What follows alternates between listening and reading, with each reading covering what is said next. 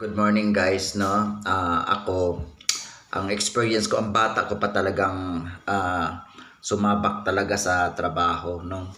Kasi the age of 13 years old, pinagsabay ko yung trabaho at pag-aaral.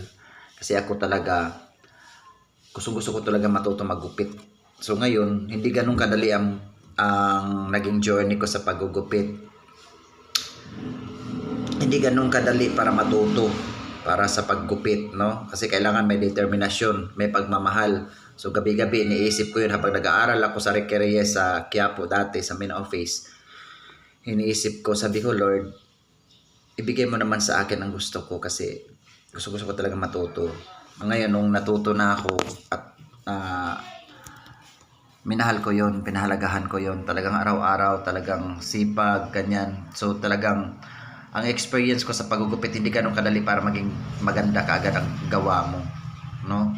So syempre kailangan wala namang clipper nung araw, mano-mano, tapos kulot. Nagsimula talaga kami sa manicure pedicure kasi general. Yun po talaga ang totoong hairdresser, general talaga. Magsimula ka sa manicure pedicure bago ka makahawak ng buhok. So yun lang.